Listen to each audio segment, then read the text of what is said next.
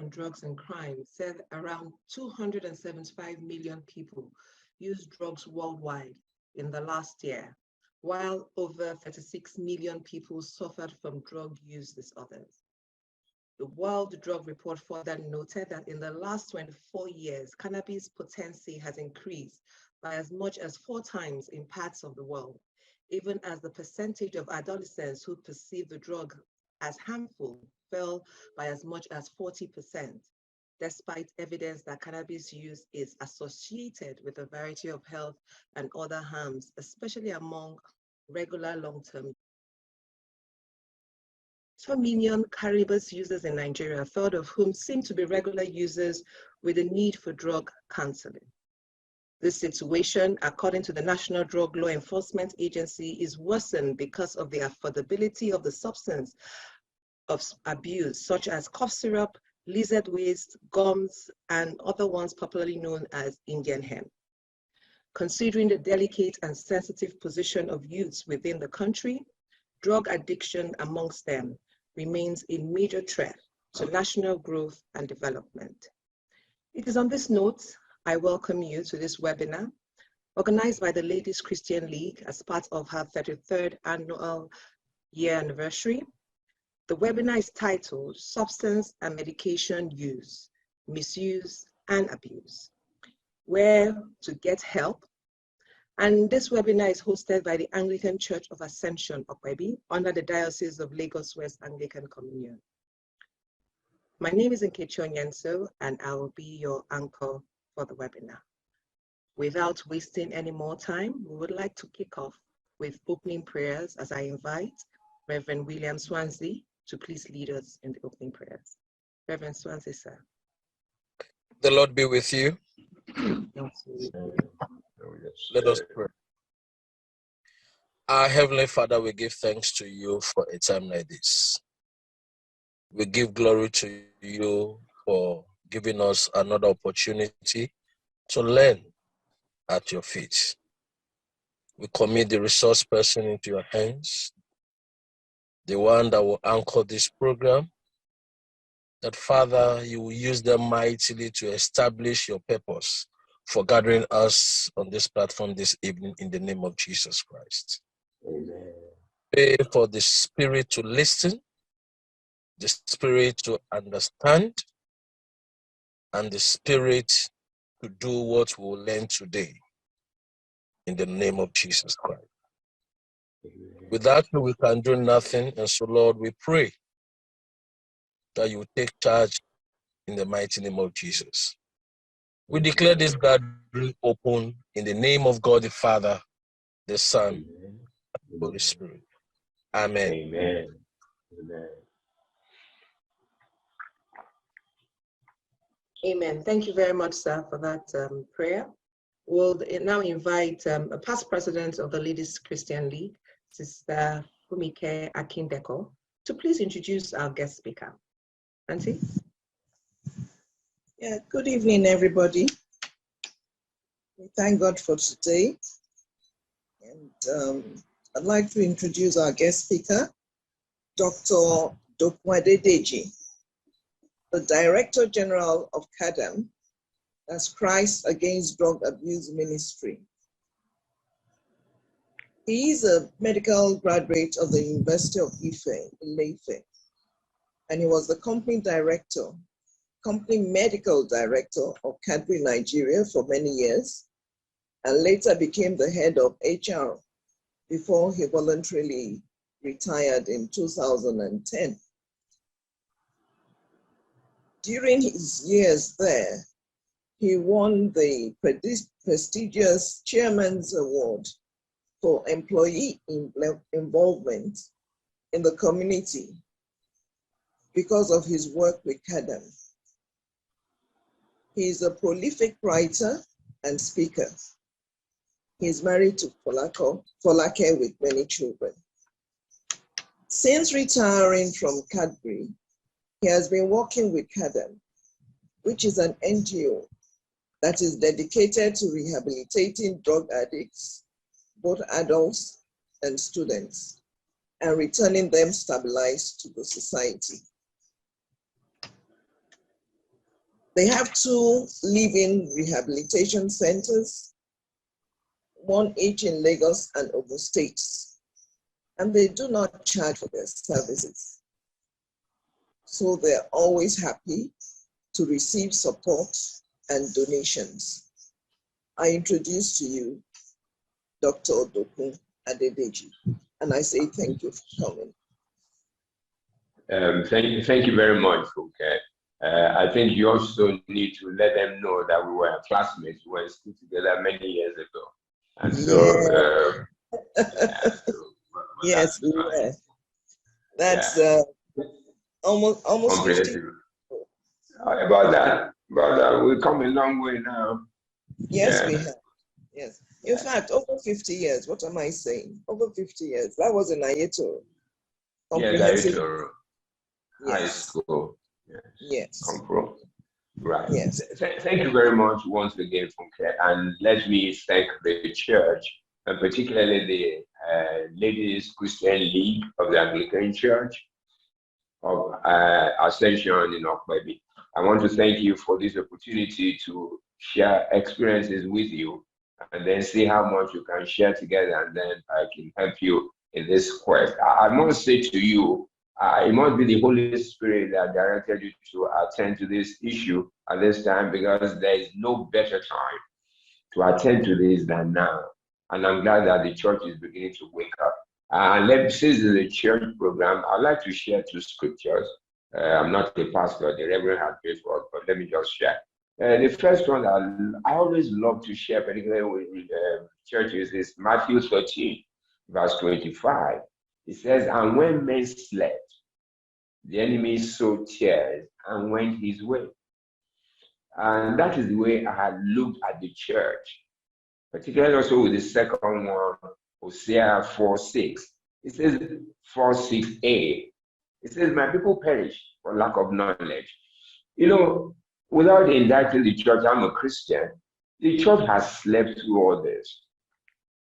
And I'm glad that eventually the church is waking up to the reality that is facing us, even right in the church, not to talk about home and society. And then, so I'm glad that we're doing this. And I'm glad also that you gave me this story. But I know in my mind that speaking substance and medication use and abuse is for me to center actually on substance abuse. And I'll start like this. And I'm glad with what Ms. Donyeso has said. She's gotten a bit of statistics, but I'm going to give you a bit more statistics.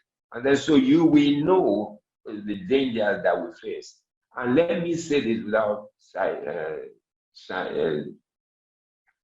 sounding apocalyptic, that if we do not, as a people and as a church, that this church, I'm taking them all together, I don't care that they're Pentecostal, whatever, do something, in 5 years' time, we'll be in tremendous dangers. We will not be able to go out. Even the church will begin to deplete in terms of number. More people are supposed to leave and young people to come. We may not find young people to take over in the church. But that is just saying it. Now let me go to the topic you've given me. I'll try to define a few of them, and then I'll go straight into the topic, and then we'll discuss. What is drug misuse? I know this is when you take prescribed medication that is supposed to be used for a particular reason, is now used for a different benefit that has not been intended when it was given. I will come to it when we come into the drug issue per se. For instance, when you give somebody a drug with analgesic property, and then the person is now using it for mood alteration or intoxication, you will see this when we get into the body of the discussion. What is a drug? I mean, we have pharmacists. I know you have pharmacists and doctors and nurses here. A drug, as we classify, is any chemical product other than water and food that, if taken by an individual, can alter the way the person sees things, the way he hears things, and the way he acts. And then that is, it alters completely the trajectory of the person's entirety.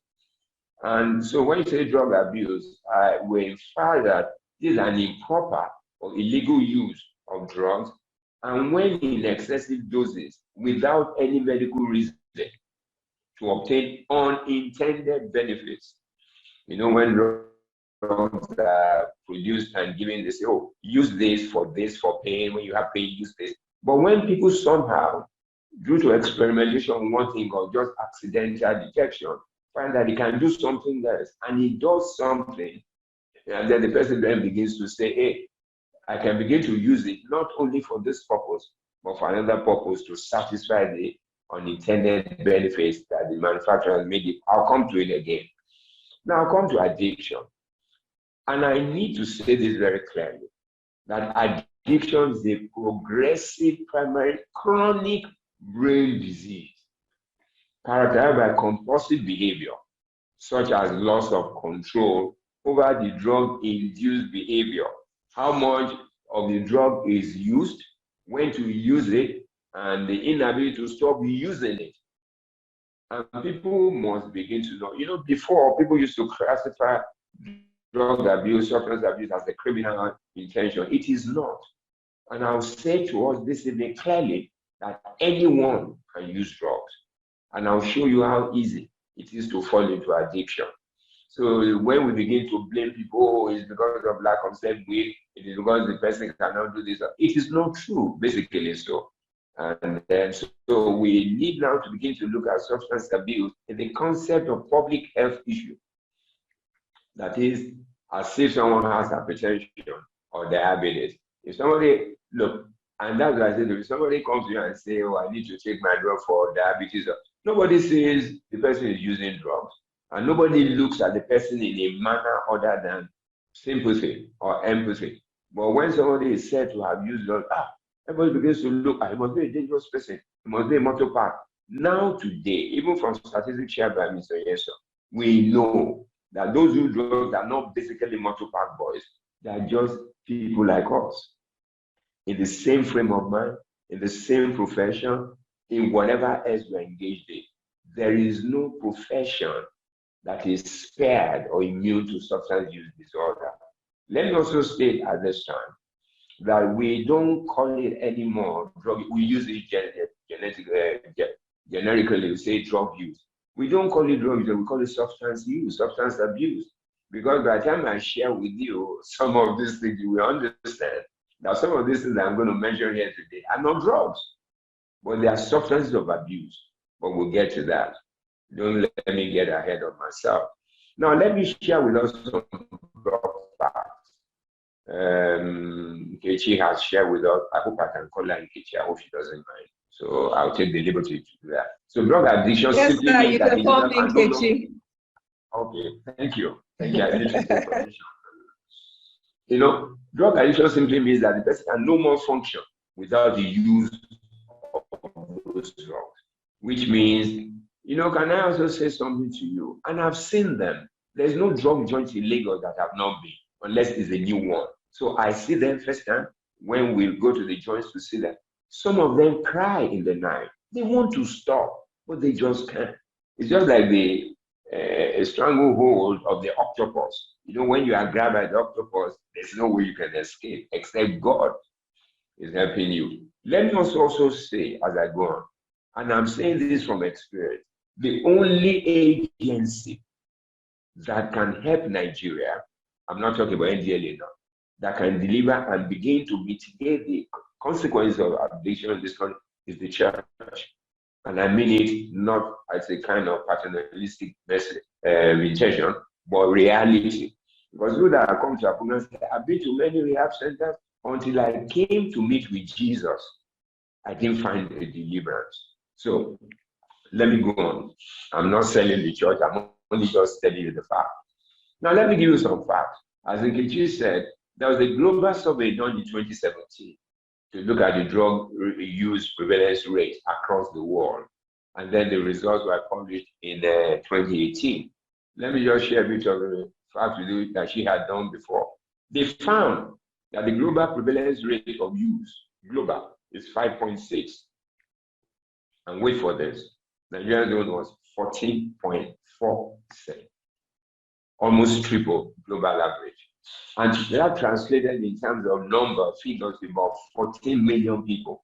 That was in 2018. In 2020, when we had the World Drug Day celebration, the Director General of UNODC, Mr. Storr, Said at that time in 2020, they have gotten close to 20-25 million people. And let me also warn us that we don't look at it like that. It's a survey.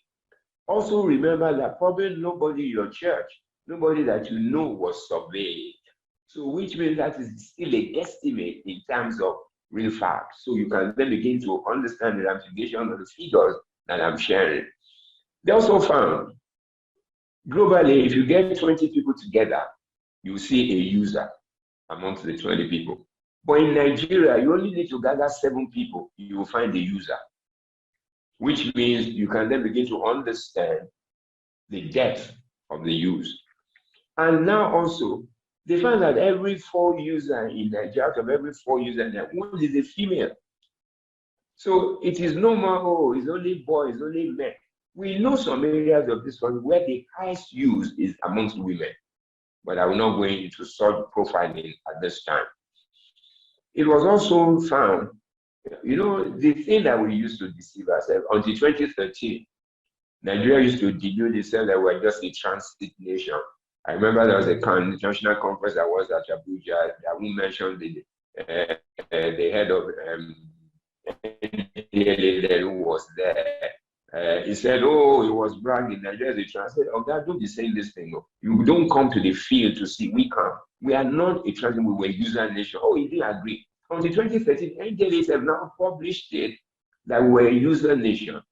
And let me now shock you, we're a manufacturing nation because we manufacture some of these drugs in Nigeria. I hope you remember that in VGC, they found a man who was manufacturing methamphetamine, crystal meth. He was in his own house with his wife and little child and an attendant. They were manufacturing in the kitchen of the house. So you must begin to understand that to set up a manufacturing unit, you don't need a big lab. You just need a little place in your house and then you begin to manufacture. Let me also say, up to date, NDLA has detected about 30 such units within this country. So we must know, and I will tell you some other things that are easily manufactured, even by our children, easily concocted to use. And then the highest, and Ikechi said this, it was, the survey that was done was between the ages 15 and 64, when they then found that the highest rate of use was in 25 to 39. And I want you to think a bit about that. 25 to 39 is the productive sector of any national economy. It's also the age range of many of our young people. And let me also say this, the age of use is coming down. I was invited to a town in Southwest to come and help them with starting a center. They then brought some little children to be primary school children, 10 and 11, who were using drugs. I still have their pictures on my phone. I took pictures with them. So I'm not telling you a fable. 10, 11. If you go to some certain joints in Lagos, I think I can say this on here. If you go to Akala, you see people age 8 using drugs because they live there with their parents. Their parents have been there, they're users, they were born in there, so they took up what their parents are doing. And as Nkechi said, about 11 million Nigerians use cannabis. 11 million.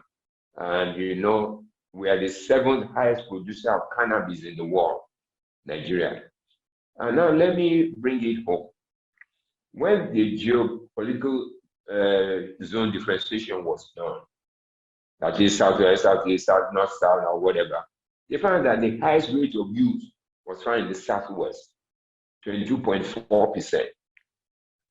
And then when the states were considered in the Southwest, Lagos has the highest, 33%.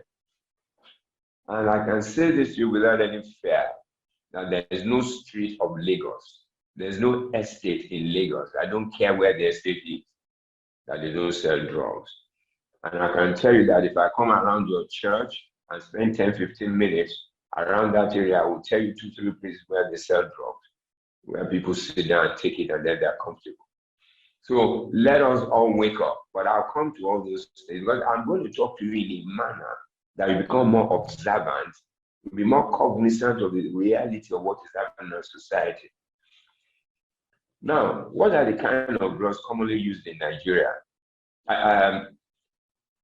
what we have done for simplicity's sake and for easy understanding is to break it into things that you're not to say, and whatever, that would be scientific intentions. So, number one, the first one is socially acceptable.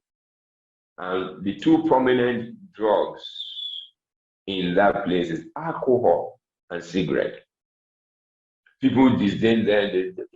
You see, people don't consider that's why it's socially acceptable. Because if people drink around you, you think, oh, it's normal, you can just take a bottle of beer, no problem. But people forget, and from science we have known, and from medicine, that alcohol is the most dangerous drug in the world. There is no organ of the body that alcohol does not touch. And it is not about the volume or quantity you take. It's just about the fact that you take it. A study was done in Oxford. They found that it is not about taking 10 cartons, but just take it. Because each person, let me use this as an example. If somebody takes chloroquine, some people react, some people don't react. Why? Idiosyncratic reaction of each person. The same thing with alcohol. Some people may drink a carton and they're still driving. Some of us will take a glass and they stop cleaning over. So we must begin to understand. That's what Shakespeare said. He said, to thine own self be true, to know that and thou be false. Know thyself, Socrates. Know thyself. And these are things that makes me talk to parents to talk about to their children about building boundaries around their lives. If a young man does not build a boundary of moral values, he's going to fall and he's going to get into trouble. And it comes from the home. I'll get to it. So let me just share this with you. I guess I can do this on a platform like this. We all know what is called aloma bitters. I guess we've heard about aloma bitters.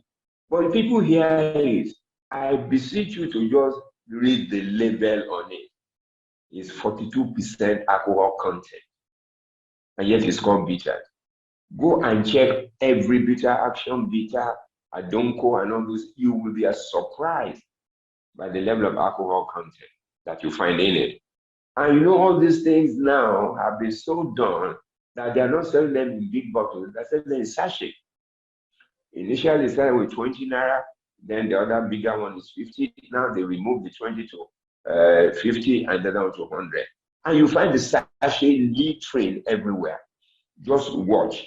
And this is the sachet that people just take in the morning to first of all clean their mouth and then go and use it. Alcohol is a danger to us in this country. WHO is still struggling with this classification. They don't know how to classify whether it's a dangerous drug, but because of economic benefits to every nation, how much they make from it, they're still living it, they're still struggling with it. Now, let me go to the second one for time. Illicit drugs. We all know that everybody say marijuana, this and that, but let me share with you some other names. And let me also share with you some other varieties of marijuana that our children take today that we don't know. Marijuana is one. There's something called skunk.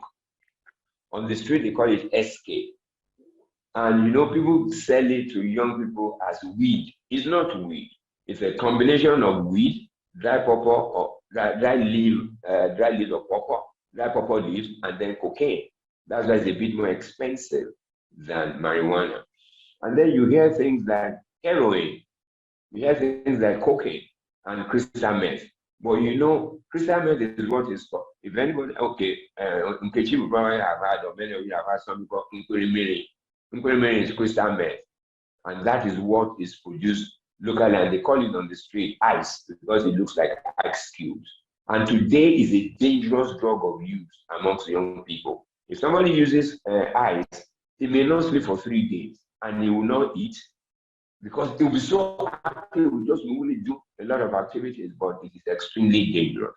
It dehydrates, it tries on the person has no function for food or anything, but after a while, it begins to affect the mental capability of the person.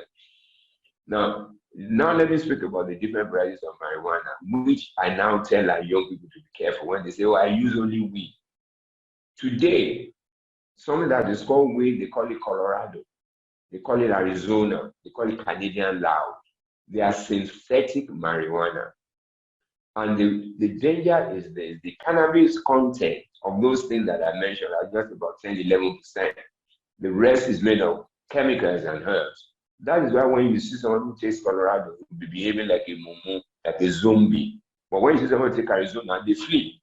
They will make all kinds of noise, and then some of them never return to normal from it because it affects the brain. Now, let me go to the one that I know is one who drew allusion to as to misuse and abuse. Prescription drugs. It should worry us, particularly in Nigeria where there's no control. I'm glad that Funke is a pharmacist and probably maybe some others. These are things now that should worry us. Because when you see with a young person, you're not likely to raise eyebrow because you think he's using it for this and that. I'll mention a few. I think Nkechi mentioned codeine containing cough syrup. There's this Christian university that banned it in the school. They don't sell Coca-Cola in their bottles. They don't sell noodles in their bottles because they found out that young people were putting codeine containing cough syrup in all these colored drinks, Coca-Cola, Pepsi-Cola, Lacasera. They will pour it into it, and then when you see somebody drinking Coca-Cola, you say, oh, he's drinking Coca-Cola. But let me say to you, if anybody is drinking Coca-Cola and is taking more than 15 minutes to finish it, it is no more Coca-Cola. There's something inside. Or they can drink it neat. There was a medical student that was brought to me part 4 from one of our universities who was taking codeine, and you will see the real codeine in her bag. And the parents were wondering, is it every time that you have cough? Until they found out that she no more could complete her course. She had to withdraw from school, medical student. And there's also, as you know, tramadol. They call it tramal on the street, or TM. Tramadol is a drug of prescription. For those of us who know, the tramadol, hospital tramadol is about 50 milligrams and is given prescribed maybe once or twice a day for 3 days, and that should be because we know the effect, narcotic effect that it can have. But you know what happens? The tramadol you hear people seize on the street, that these young people buy on the street, the smallest dose of it is 225 milligrams. 225, 250, 500, 1,000 milligrams. And these drugs are told, Nigerians go abroad to go and tell them in China or in India to make it for them, obviously not for hospital use, but it's for addiction purposes. I don't know whether you remember that last year or thereabout, or a year before, they seized the container at the wharf. When they counted the tablets seized, they found that if you distribute it across the Nigerian population, each Nigerian will have 3 tablets.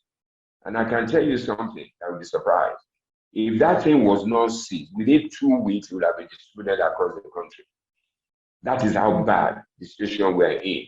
And there's also a house, maybe you read about it, that NDLA got to in VGC again. The whole house was like a warehouse for tramadol. I also need to let you know that I don't know whether you remember that also about 6 weeks ago, the NDLA busted a warehouse in Ikorodu. The cocaine that was found there the cost went to 192 billion naira. That is the biggest haul that's been found. And Ikorodu, look, I'm telling you the danger we run. One day we visited a joint in Ikorodu. A boy, if you are 8 or 9, he carried a bottle of Ragolis and was, this guy had a gun on him. He said, oh, if we were not Christians and we didn't come here to come and evangelize, he would have shot us. That is what it is. I've been to a joint in Lagos. The guy early Sunday morning was cleaning his gun. So I said, oh boy, what are you saying? Baba, you're sharing here. That is my trade instrument. In the morning.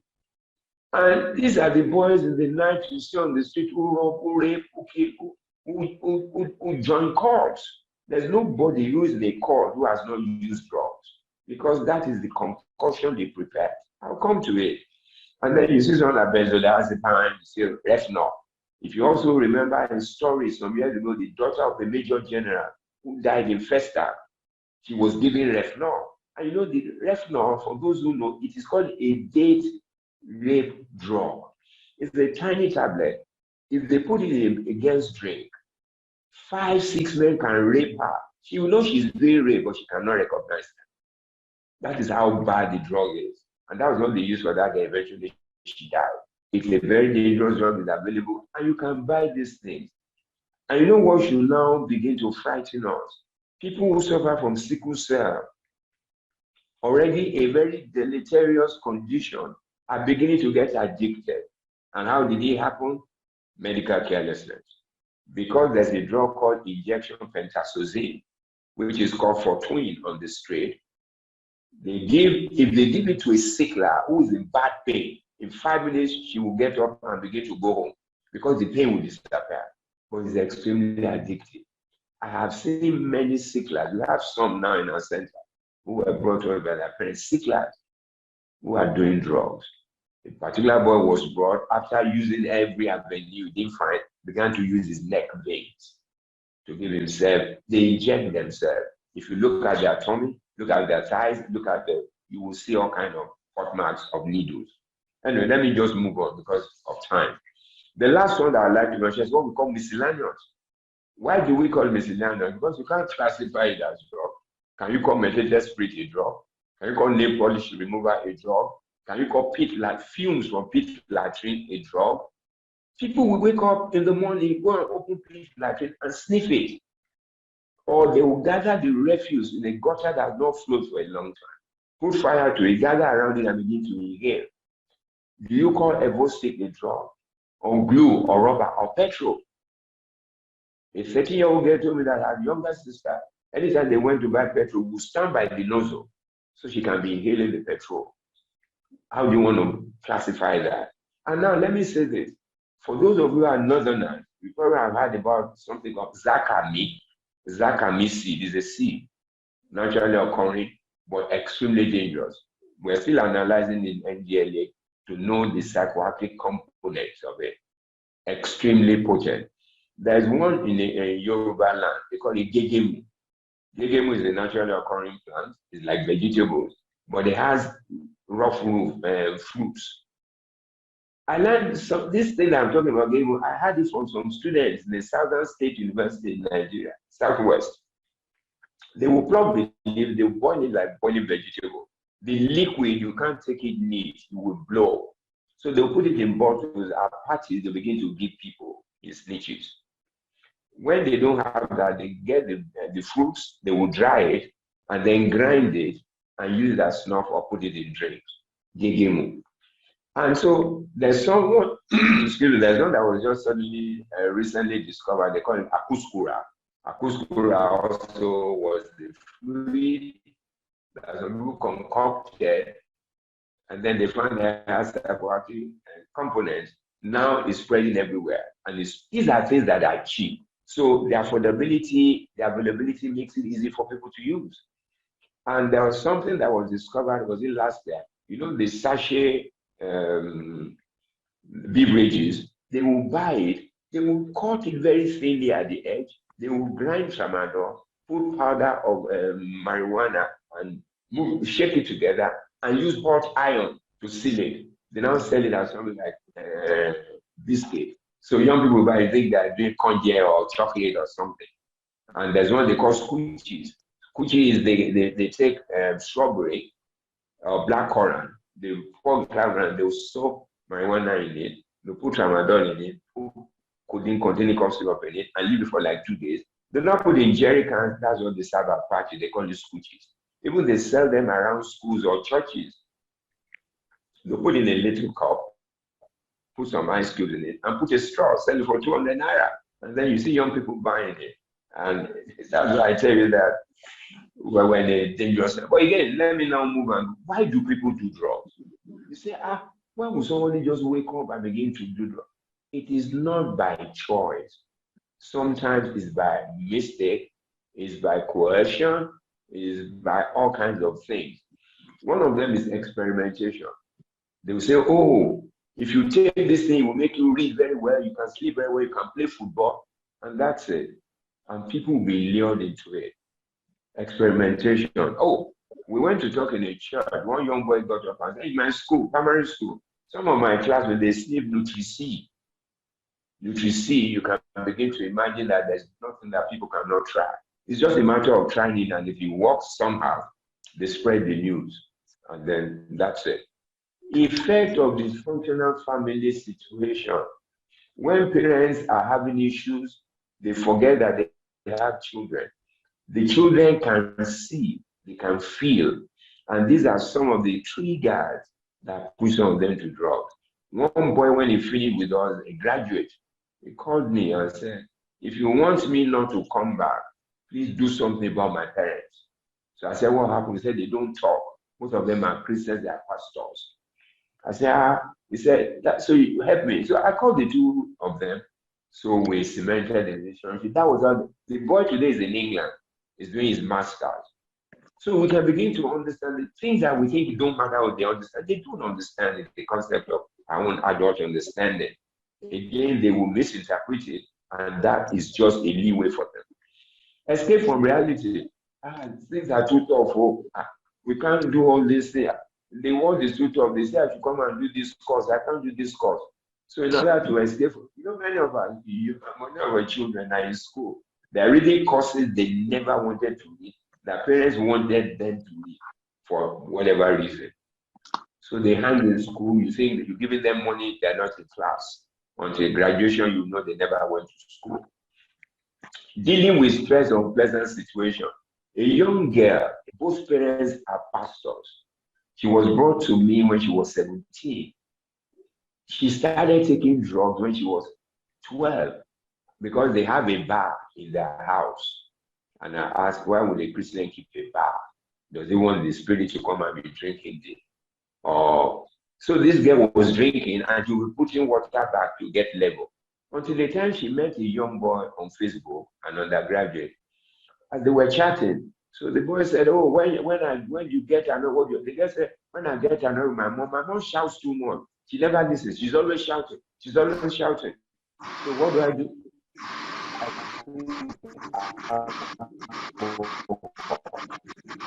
The boy said, alcohol to teach you something that you need to take. Meet me somewhere. So they met at the church premises in Yaba. I won't mention the name of the church. The boy introduced the girl to cocaine at 18. And she was still playing in the choir. She was singing. And the parents did not know. Until when she was brought by the sister who heads the unit of the teenagers. So I said, look, we have to see the parents because we can't take her in without seeing the parents. When the mother came, she was ranting. I said, madam, don't get annoyed with me. I didn't come to your house. But the long story was, she didn't take it serious. The girl today lives in the drug joint, abandoning her course, banking and finance. Anyway, to fit in with friends or certain groups, when people have low self-esteem, because parents have dehumanized them, the way they talk to them, you are going to see you amounting to something. The way you are going, look at your colleague, look at your friend, look at your sibling. They are doing well. You are the only one that is not doing well. You forget that we are coming from them. So when he loses self-esteem, he looks for something to make him belong to. And those people in the joint, they don't castigate him. They welcome him anytime he comes. Ignorance and frustration. Easy availability and affordability. Look, some of this is marijuana. You can buy 5 wraps for 100 naira. You can buy the sachet drink for 50 naira. So they're available everywhere. Just watch the motor parks. Watch the ladies selling by your house or by the bus stop. See what they sell. Just read the data. You know that there's trouble. There's fire on the mountain. Now, what sign should we be looking for? Please let me say this very carefully. The fact that I'm saying this, that it doesn't mean that when you see one, it means that the person is doing drugs. I will tell us what we need to be careful about. Parents need to be parents again. I think many of us have abandoned our family responsibilities and we're looking for money. Money is good, but when you make money and you lose your child, is a big, big price to pay. I can tell you, I've been in this field for 30 years, and I have seen the devastation of drugs. I can say reddish or remy eye, where I say the eyes is dropping water, and then you see them dabbing the eyes. But let me also tell you, they are getting smarter by the day. Since they know that you look for reddish eyes, they go and buy Vicin. They apply Vicin. Vicin will clear the redness. So don't go and be looking for signs. You just need to be observant and see the deviation in your child's behavior. If your child has been like this before, suddenly there's something. Don't neglect and say it doesn't matter. Or it's just a teenager. It's not true. It may just be a teenager, but interrogate. What am I saying in that? Spend time with your children. No matter how busy you are, find out what's going on in their lives.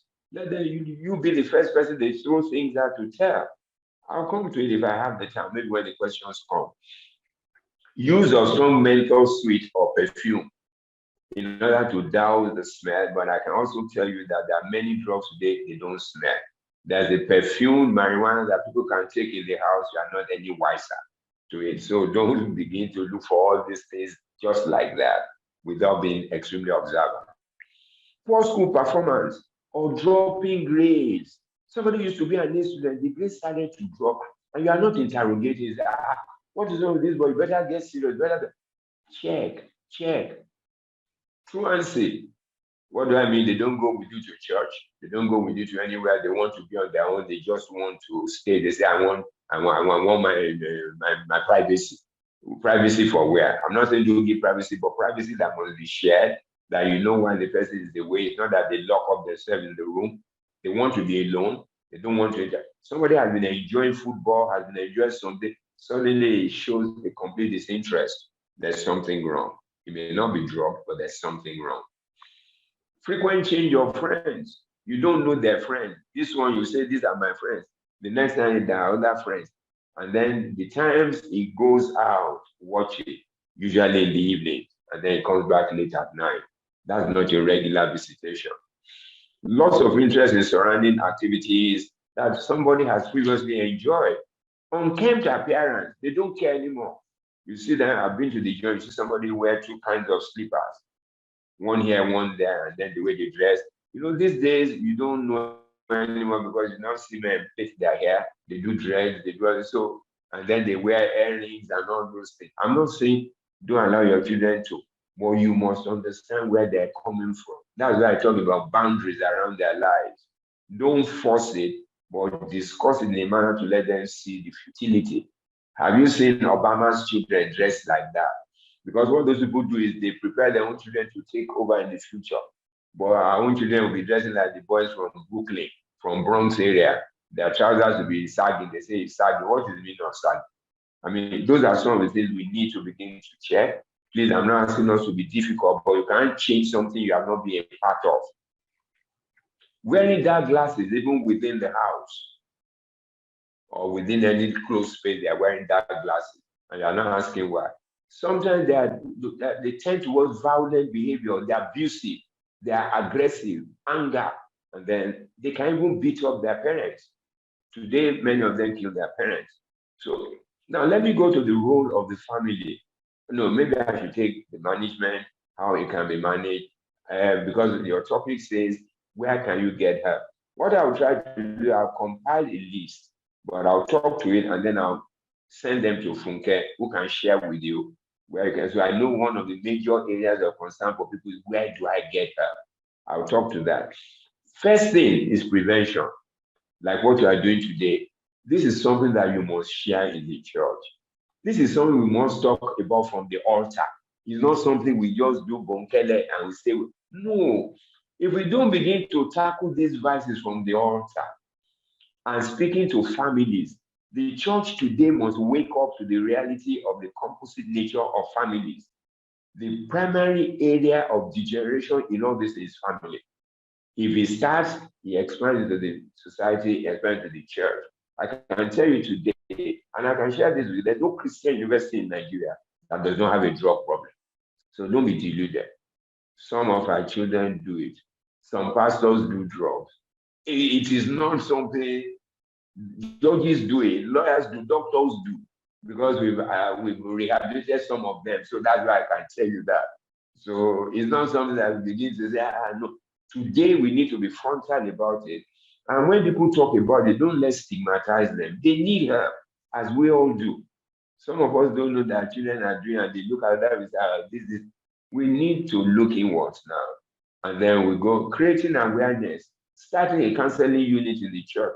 But we need to be careful with that, because if you set up a counseling unit, if you go and put a pastor in charge, nobody will go there, because they'll be wondering, the pastor will come and use me to preach. You have to get somebody who has knowledge, who's empathetic, who understands, who can put himself in the place of, and then keep confidentiality. When you see that, you see the church, people begin to be able to talk to someone they can trust. We can train some people for you. We call them anti-drug advocates. We do in the redeemed churches. We're going around churches, training them. So they'll be the people who are within the church system who can see this thing and who can begin to do it before they now give it to professionals. Hospital treatment, that is particularly when there's a comorbidity of psychosis. And one thing we must begin to understand that young people, I think Nkechi mentioned it, they don't believe that these drugs can have effect on their mental state. No, they say in America, but you know what they do in America? They have denatured the marijuana they are growing. They are genetically modified it. That's what it is for recreation. But you know, the one thing I want to share, when Colorado was the first state in America to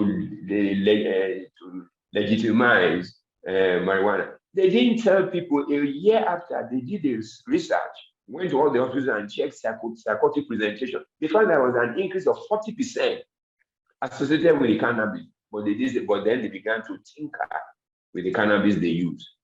And that's why Nigerians say, oh, if I take marijuana, it doesn't do anything. It does a lot.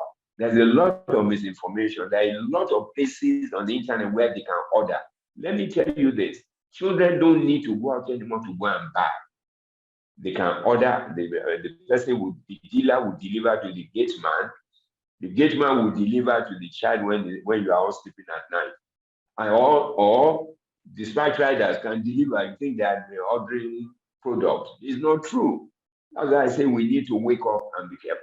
General Mara has caught some dispatch riders who carry these drugs. Some of them innocently. They don't know what they are carrying. But some work for the cartel. They put this thing in cakes. They put it in cookies. They put it in all kinds of things. So let us not be careless. And then rehabilitation. And I can say to you this evening, and please bear me, it is not everybody that uses drugs. That's why Nkechi mentioned substance use disorder. The fact that somebody uses does not mean that will suffer consequences from it immediately, but ultimately they do. But I met a young man today that I had to go and visit in the morning before this meeting. He did not know that his situation was attributable to cannabis. So I showed him. When you said you were feeling somebody wanted to kill you, that was paranoia. And that's what cannabis does. It creates a sense of paranoia, a sense of insecurity, and then that kind of thing. He then said, so I said, so you have to stop. If you stop it, and this is a graduate. He had LCL or whatever they call it in accounting. I don't know, it's not fellowship, but he's an accountant, an analyst. And I said, look, if you finish your treatment here, continue your medication, stop marijuana, you live a normal life. I had a professor who taught me pediatrics in school. He had depression. He was taking his drug, and he taught me one of the best lecturers I've ever had. So it doesn't take anything away from us. So I'll talk about now the role of family. Well, I hope I still have time. Nkechi, how many minutes do you speak in? I'll soon be done, but let me quickly run about through 30 minutes plus questions and answers. Plus questions and answers. No, in 5 minutes I should be done. In 5 minutes I should be done. Thank you. So what is the role of the family? Avoid making excuses for your children. Oh, no, it's a small boy. Oh, no, it doesn't. You know, there's an adage I say to parents, prepare the child for the road. Don't prepare the road for the child. The child that you prepare the road for does not know how to travel. But if you prepare the child for the road, he meets every circumstance, he can deal with it. So when there is stress, he knows how to expand himself and appreciate and deal with it. But when we say, oh, I went through a lot of trouble when I was going, I don't want my children to, you are killing them. You are killing. There's so many people on the street who wants to kill your children by indoctrinating them. So let them have a bit of sense of dealing with them. But one of the most important things is let them grow up with an ability of self-assertion. They can stand up and talk to anyone, tell them not to be rude, but let them stand up for their right. Let them be able to say no. Don't browbeat them into everything. You take decisions on their behalf. You say you know what is good for them. You don't know what is good for them. You want them to read medicine when the guy is good in fine arts. You forget that Wole Soyinka read English literature and is one of the best known men on the faces of the earth, and is not a medical doctor. So it is not about what we read, it's about what we make of what we have read. The lady who does cakes and cream, she is a lawyer. She hasn't practiced. Yet look at what she's doing with cakes. As if cake is the only thing anybody can eat in this level. So people can choose whatever. It may be so cynical that you think it doesn't make sense. But the person can make. Jimmy Carter said, be the best in everything you choose to be. Period. And I think that's what. Don't take care of their responsibility. You get made for them. They don't wash their plates at home. They don't do anything. They don't do anything domestic. They just lay back and eat and go back to sleep. That's not a good life to give to our children. No. I'm not saying make slaves out of them, but let them be responsible for the things of day to day. Involve them in decision making in matters affecting them. How many fathers go to a parent-teacher association meeting? They don't. They say, well, I paid the school fees. Why don't bother me? You better bother him. So that when the boy wants to fill form for JAM, he's not telling him to fill accountancy or accounting when he doesn't know the boy's background in class. He doesn't interrogate his school record, but he wants him to be an accountant because he has an account and he has a farm that he wants to leave to his children. It may not be your child that will be there. It can be somebody else. Then your child also make a choice about his own future. Do not be an enabler. You give. There was one school, university, I won't mention the university, they were doing random search. They found $2 million cash on a student. That's an enabling environment. So when they called the father, how did you have that much? I didn't know you could have that much. That's silly, you're irresponsible. Why should a student have that? Even have less than that? Why should he have $1,000 in school? Why? In Nigerian school? To prove what? And when he has that kind of money, what does he do with it? You know, many of our girls have passport. They travel on Friday, they come back on Sunday. The parents are not any wiser because they don't even know the school of their kids. They haven't been there before. They just pay the fee. They say, oh, there's a portal, and then you put money there. And he's already talking to someone in the registry, and you can collect the money back. Don't let me scare you, but I think we need to wake up as parents. Be supportive with their desire to stop. Don't begin to stigmatize them. You have started again. Understand. Speak to them. Sit down with them. There was a boy that was brought to me from down south. The mother is the medical director of a teaching hospital. The father a professor. The boy was 17. As they got to me, I could see anger on his face. So the mother said, yes, sir, they say I should come and see you. I want to say, Baba. Because who is your son? You are calling me your son now. What do you know about me that you want to tell this man? The woman was shocked. That's how many parents will be shocked. Because they don't know their children. They just know he's a boy, he goes to school, that's all. They don't know anything about him, his progress, his challenges, his struggle. We don't care. We give them summer holiday when they don't need the summer holiday, when they just want the family to be together and go to a Kogi club and make noise together and do stuff. We don't have time. Be emotionally present in their lives. Never compare your children to one another, not to talk of to other children. They're different. Look at the hand and see how different everybody can be. They can be in different professions, but yet they are members of the same family. Everybody cannot be doctors or accountants or lawyers. Promote a positive self-image for them. Does the father smoke? Does he drink? I say, don't drink, don't smoke, it's bad. And they see you drink and smoke. And they say to themselves, how can daddy be saying this that we should not, when he does? Teach and guide them to have the fear of the Lord. You know, some pastors said to me, after we have trained the child in the way of the Lord, I say, how? Because we bring him to church. That's not to train the child in the way of God. What do you do together as Christians, as father and son, and you emulate the Bible? If they don't, you see, they hear what you do. They don't, it's not about, I mean, they see what you do, not I hear you don't do, no. We have to lead by example. By all, seek professional help. Now, about where to get help. You can get help with us. Funke said it, we have two facilities. One is in Abeokuta. We put undergraduates there, graduates, professionals, and workers for a 3-month program. Because they are not addicts. They don't have substance use disorders in that chronic sense. So if you quickly stop them, they can stop and go back to school. Universities send their students to us, they finish, they graduate, and they're doing well today, as many as other professionals. But they pay in that center. The center in Ekpa is where people don't pay for 1 year. We take care of all their needs. They are both residential. That is for chronic users of 10, 5, 15 years.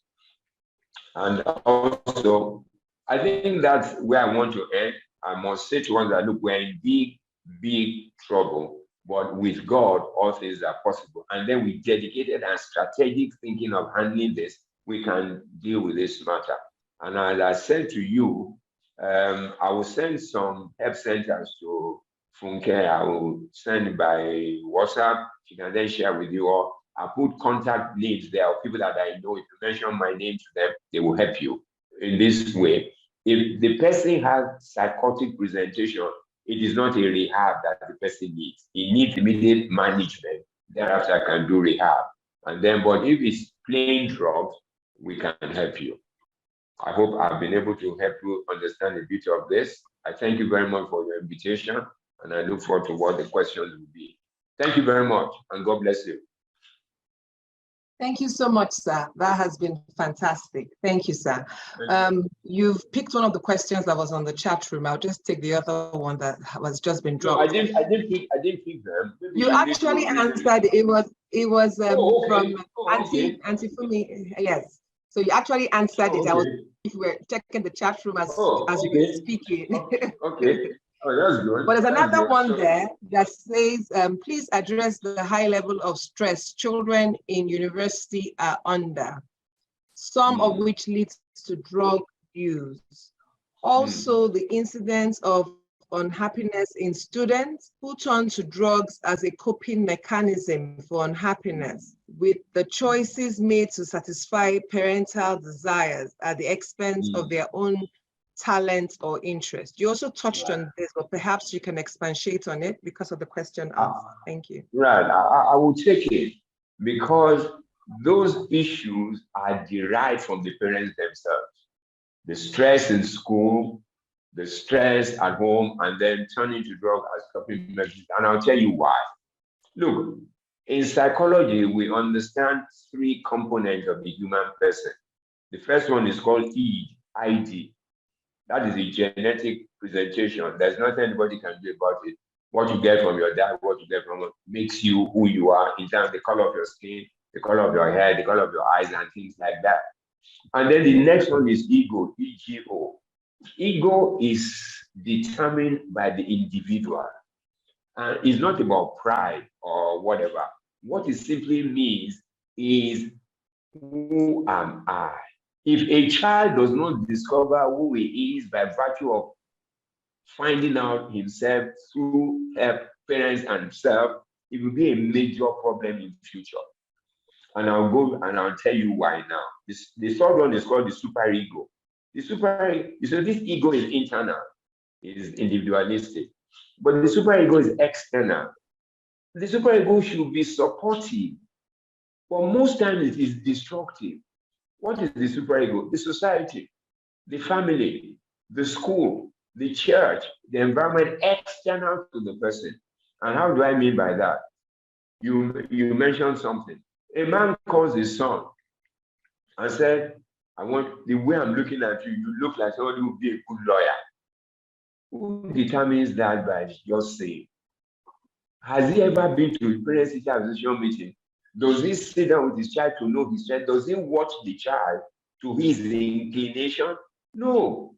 Just because lawyers are respected, doctors are respected, engineers are respected. You know what they say to me when their parents bring them? They say, my dad said, and I've done it for him, and I'm struggling. Let these children decide what they want to become. If you see the American education, you can read something and yet not practice and do something else. The man you read here on radio, they call automatics. That's what he's doing. He's not doing what he read in America. He's so good in Nigeria today that almost every company uses him. He talks on radio about your cars and how they work. And when he talks, you will see the intelligence.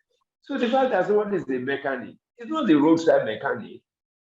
He can be a mechanic. He was the first person introduced to Nigeria to use digital something to detect faults in cars.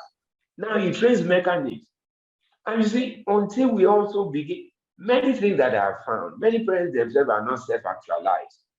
They are also living in kind of low self-esteem. So in order to cater for that, they tell their children to do something so they can brag and say, oh, my son read medicine. Who the heck cares?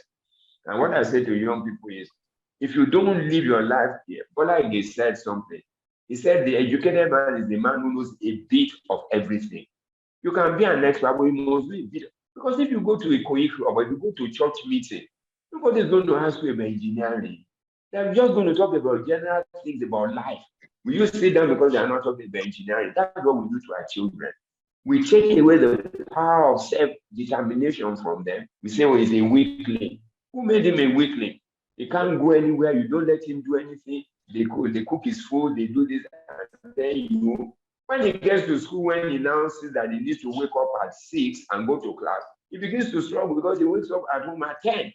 And so, when they come on holiday, the first few days, you can let them sleep anyhow.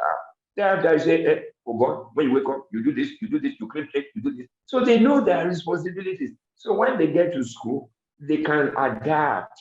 But when a child is so alienated from things that are natural, and then they get to school, he will feel pressure. And then they give him an assignment, he can't do it because he doesn't do things like that. Always, time is for night is to sleep, or your friends say, let us go and watch a film. And I tell young people, some people use their own free time to occupy your own practical time. When they have read in the library, they come back to the process. So, boy, let's go and play games. And you say, you say I can only read at night. You now follow them to go and play. It happened to me in medical school. Some of my friends, they will come to my room, we play card to 2 a.m. I have read in the library. I can't read at night. When exam came, I passed. They failed. They said, oh boy, we do this. I said, we don't do the same thing. We may do the same thing, but at different times. And so those are the things we must guide our children. They must be self-assertive to the point that they can stand up and talk to anyone. I'm not saying be rude. I tell my daughter, she calls me my name. She talks to me, and look, if you don't let them express themselves at home, they can't do it outside. So when they get outside, they're intimidated. So that's the stress you see in school. And then when you allow your child at 14 to go to university, you've already put him under stress. What is a 14-year-old doing in the university? What is a 9-year-old doing in secondary school? If we don't sit down, we now say stress. We are the ones inducing the stress. We see in schools in Lagos today, people don't read to year 6 anymore. Most schools are closed year 6, they stand at year 5, year 4. Children will be going to school at year 4, 8, 9-year-old. You see, when we take away their childhood from them, we are depriving them the measure of development along their age grade. So when they get to school, they're going to be doing things that other people are doing when they are not up to it. So parents must sit down and begin to look, your family is your family. Your family cannot be my family. Because my child is doing this, you want your child to do it. It doesn't work like that. And we parents must sit down. That's why I said, with due respect, parents need to be parents again. Just imagine when you were growing up, the attention your parents gave is not stifling, but it is guidance. Where is the guidance today? When father and mother wake up at 4 and leave home at 5 and leave the children in the care of housemaid, if somebody is so good, why is she housemaid? She doesn't come to party with anything. She cannot give what she doesn't have. She cannot be a surrogate mother to you. The school cannot be surrogate parents to us. We must have built something for them to build up the school. So please, honestly, I can't say this more than this, except for us to wake up to a reality. If you cannot have 40, they have 1 or 2 and sit down there and take time. If we don't, we will lose our children. And when we should be resting, when we are retired, we'll be running after a child that is 40. The boy that I went to see today is 40. He can't take care of himself. He's in the center. Which father will be happy with that? And then we now say, the other thing that also affect is reputation. I don't want people to know. If they know, what will they do? The one way they don't know, they talk. So why don't you do something and face your cross and deal with it?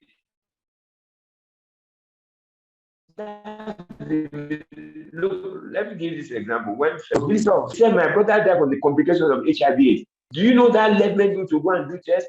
That led me to stand up to say, why are we hiding this fact? It's eating into the families, into the society, but parents don't want people to know. One day the people will know, and that will be so bad that you can't cover it anymore. Why don't you deal with it? If many parents come and say, look, my child had a drop of blood, today is a doctor. They say, you'll find many people come out and say, so it's possible. But because we are hiding it, we don't want people to know. Also because the church will need to point that boy, he went to a rehab center. This one. We can't continue to do that and expect this thing to stop. We must deal with this issue of stigma. We must deal with this issue of castigating other people, making jest of them. We all can make mistakes. So, you know why I told you that anybody can take drugs? Imagine a student, he's hungry, he's coming from lecture. He sees his friend eating beans or noodles and says, oh boy, I'm hungry, and he sits down to eat. Does he know what has been put in the noodles? Does he know what has been used to cook the beans? Does he know what has been used to cook the jollof rice or the drink that the guy is drinking? You don't. So when the boy takes it and he feels like, so anytime he feels stressed, he goes to the boy, the way I'm feeling today, why didn't you try this? I met a young guy in our center now. His friend brought him to our center. He was doing well. They were classmates. He even bought a vehicle. He was doing both after close. You know what happened? One day he was feeling bad. He picked a lady, a passenger, a young lady. And the lady said, you feel so down. I feel so down today. I'm not feeling good. But the guy said, if you try this, maybe he will jack you up. The boy tried it. That was the way he started drugs. He sold his boat, sold everything he had, started living on the street. So we must know, and each person has different thresholds for all these things, for stress, for drug use or anything. I think parents should sit. I'm glad that you are having this for women. I tell you something, the Bible is very clear. The Bible said, it said to Adam, God said to Adam, let me make for you a head meet for your need, not physical need of cooking or running around washing clothes. The woman is always the guardian of the soul of the home, about moral values, about it, and then the father helps with his presence. If you all don't know that each person has his own role within the home, the father cannot say, I paid the school fees, so that's not true. The children want a father figure. When the mother is not able to exert discipline, the father says, no, sit down there, your mother has spoken. And never speak differently about the same issue. Even if the woman is wrong, you pretend that she's right. Say, your mommy has said, sit down, sit down. You can call your wife and say, Mama Jide, let's not be doing that. But you cannot do it in the presence of the young man. Because the next day when he runs to you, and the moment they begin to create a dichotomy of moral values, problem has come. Thank you very much. I hope that said. Yes, sir. Thank you very much. We have another question, and it says, please, what's the fundamental difference between drug abuse and drug misuse? You know, I said from the beginning, the misuse is, let me give this example. Let's say you are giving tramadol because you have moderate pain and dysmenorrhea. And then you take it and it helps.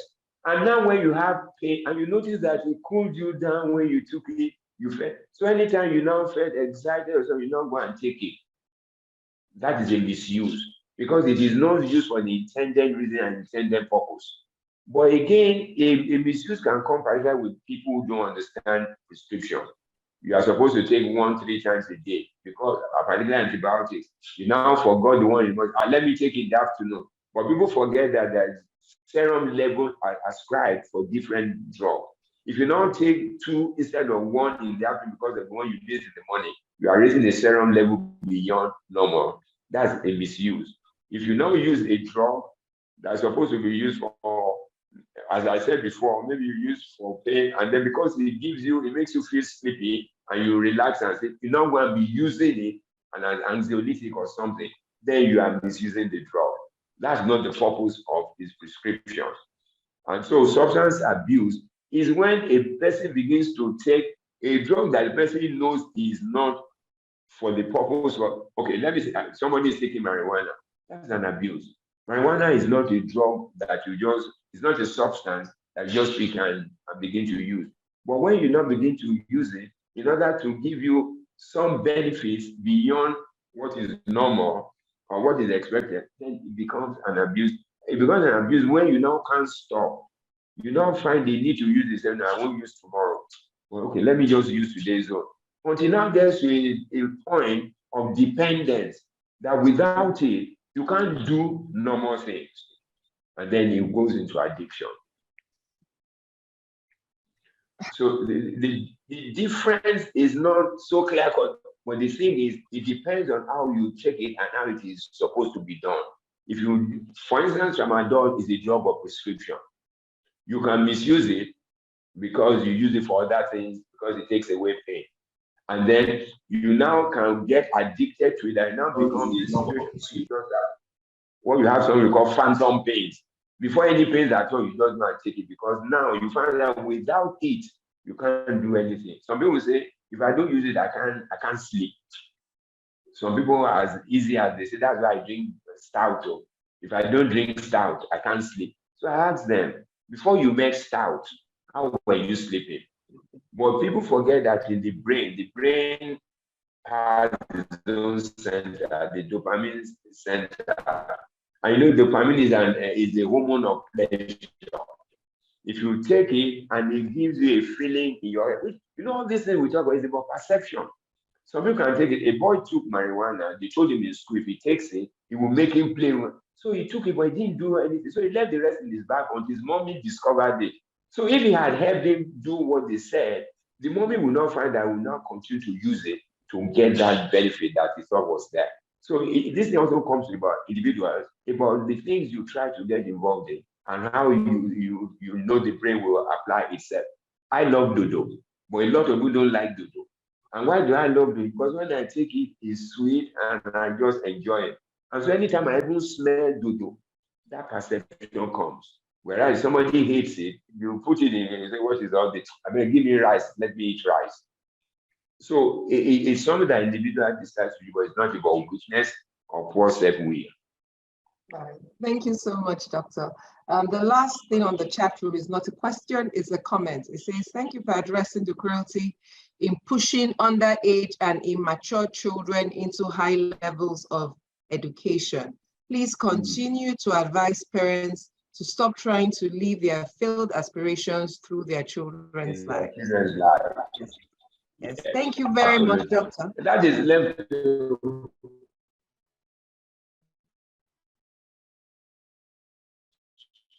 Yes, we have... I just wanted to add to what kind. Please go ahead. Please go ahead, sir. Please okay, go on, please. No, I was going to say, please don't leave this kind. Don't leave this kind of discussion only to this night. It's something that you must continue to engage in. And I'm glad that the Reverend, the pastor is there. This is something that the church must sit down to begin to deal with. Our society is dying. The values we grew up with are dying. And it's dying because of sophistication. You see, you send your child to Canada and you're not there. It's dangerous. Lately, Canada they passed the law. Canada has banned cocaine. But they now said in the state of British Columbia that if you have about 2 ounces, they will not arrest you. And cocaine is a banned drug. And these are the places where our children are going to school. And Canada is so far that you cannot just buy a ticket and go. Why do you want to be like the Joneses?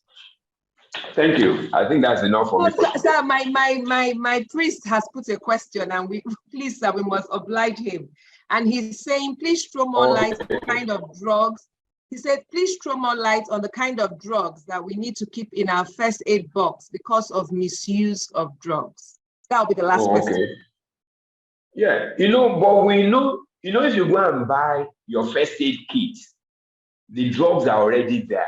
The kind of drugs you can keep there, there are innocuous drugs that over-the-counter drug, OTC drug, paracetamol, and I would just suggest you cannot put a codeine-containing cough syrup drugs in your cabinet because there are other cough syrup that you can use that you don't need to use that because of the effect. But what I would just say, even any of those drugs can be misused. You know, people can misuse paracetamol. The slightest pain, they take paracetamol. They take it almost every hour. They forget that if you dissolve paracetamol and put it in water, not all the granules will dissolve. Some of those granules will deposit and cause problems that they can call renal stones. So you see, Professor Ransokuti told us something those days. He said every drug is a poison. Every poison is a drug. You know, many of the drugs that are synthesized today were taken from maybe poisonous material, but they synthesize and then purify. So we must know. That is why they say use this social time, and so that the serum level can be attained, and then leave. And after that, forget to use. So the thing is, let's keep innocuous drugs. You can put something that stops diarrhea, maybe ORT. I mean, just basic drugs, and then you can put in, but not drugs like Lexotan, not like diazepam, not like all those things, the drugs that can be easily abused and addicted to. Cough syrup, yes, you can put, or, I mean, those drugs that you put are just drugs that you use before you go to see a doctor. So they must be drugs that are innocent. That would just be my advice, Pastor. All right, sir. Thank you so much, sir. You have said so many things. And the one I noted was prepare the child for the road and don't prepare the road for the child. That's so, so profound. Absolutely. Thank you so much for your time. We really appreciate having you. I would like to invite the president of the Ladies Christian League to please take the vote of thanks. Sister Belinda. Yes. Good evening, everyone. Good evening. Okay. It's been a wonderful time with everyone here on this platform. I'm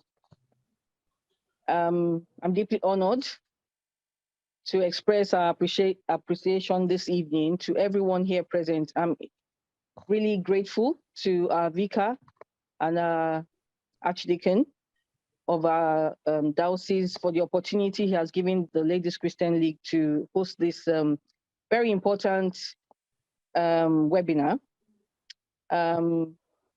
He gave us a platform, and we hope we have done justice to this. Our deepest thanks will be to everyone who was able to make it here today.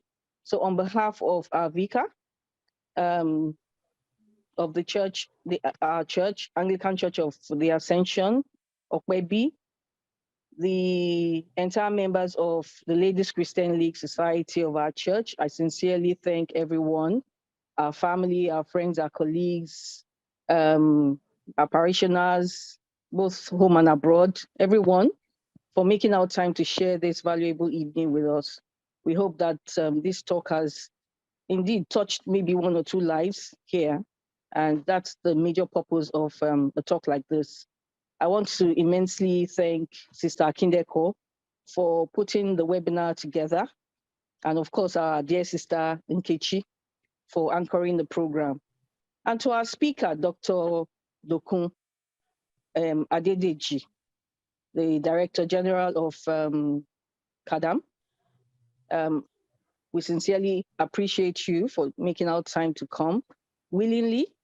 You know, it's not all the time that we see someone that would do anything for free in this day and time. So thank you so much for your elegant explanation of the topic. We really express our deepest sense of appreciation to you. Thank you for sharing your knowledge with us. Thank you for, you know, expanding our knowledge on the drug and, you know, the topic drug and drug abuse, which has actually, you know, drawn down the society and the world at large. It's so amazing that so many of us parents don't even know what our children are into. Our children are our future. And like you have advised that we should keep a tab on them. We need to know what is happening in their lives. Sometimes for me, I think it's a good idea to just, you know, go through their things in the room, just to know what you know, they're up to, because they can really be coded. I sincerely thank you for at least, you know, expanding our horizon on the illicit use of drugs and, you know, misuse as well. thank you for offering your valuable advice to us as well. So again, I would like to say thank you to everyone for being here tonight. Enjoy your evening. Thank you. Thank you. Thank you. Thank you very much, our President, Sister Belinda. Again, thank you, Dr. Adediji. Thank you, everybody. Have a good evening. Thank you. Thank you. Thank you. Good evening, everyone. Thank you very Have much. a good evening, everybody. Thank you so much. God bless you. Thank you. Bye. Bye. Thank you. Bye-bye. Thank Bye. you so much. Bye. Bless you. Okay, you too. Bye, everybody. Okay. Bye, everybody. Okay. Bye. Pastors reminding us. No Pastors closing remind us prayer, about closing President. Thank you, sir. Thank you. Thank you.